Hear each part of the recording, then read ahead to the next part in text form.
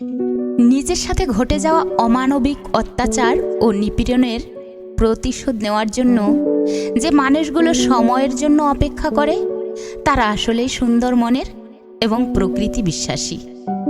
কেননা তারা খুব ভালো করেই জানেন যে দুনিয়ার সব কিছুই তার সাথে অবিচার করলেও, সব মানুষগুলো তার সাথে বেইমানি করলেও সময় এবং প্রকৃতি তাকে তার ঠিক প্রাপ্য জিনিসটাই ফিরিয়ে দিবে। কারণ সময় এবং প্রকৃতির বিচার এমনই যে তুমি তাকে যা দিবে তোমাকে তার দ্বিগুণ আকারে ফিরিয়ে দিবে। তার বাস্তব প্রমাণ আমরা আমাদের পরিবার বা পরিবেশের দিকে একটু নিখুঁতভাবে বিবেচনা করলেই তার হাজারটা বিষয় আমরা দেখতে পাই। আজ শুরু করছি তেমনই একটি বাস্তব কাহিনী, যা শুনলে আপনিও চমকে যেতে পারেন। অগ্রহায়ণের সকাল, বেশ কুয়াশাচ্ছন্ন। গ্রামের মেঠো রাস্তার পাশ দিয়ে দুর্বার অগ্রান্তে শিশিরে শিশিরে হাজারো মুক্তোর ছড়াছড়ি। মেঘবালিকা নন্দিনী তার ষোড়শীজ মনে পূজার জন্য শিউলি কুড়াচ্ছিল, আর শিশিরের ছোঁয়ায় যেন তার ষোড়শী যৌবনে এক অচেনা স্পর্শ বারবার আলিঙ্গন করছিল। যাই হোক, নন্দিনী ফুল কুড়িয়ে ফিরিয়ে এলো ঘরে।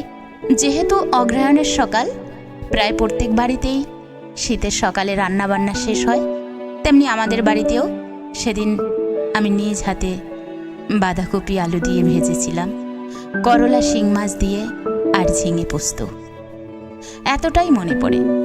তো সকালবেলা সবাই খেয়ে দিয়ে যে যার মতো কাজে চলে গেল। বাবা কৃষকদের নিয়ে মাঠে ধান রোপণের জন্য চলে গেলেন। কর্মব্যস্ত মা গৃহের কাজে খুব ব্যস্ত।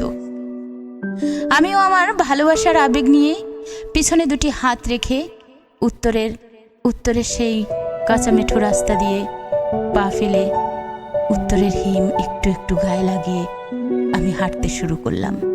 হঠাৎ একটা সম্পূর্ণ অপরিচিত লোক এসে আমাকে ফলো করলো।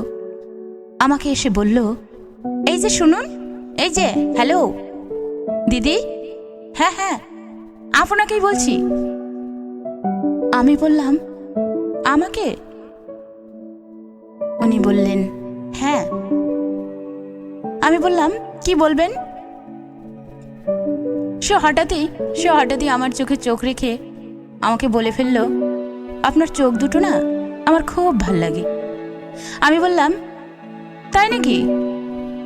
আর কিছু? সে বলল,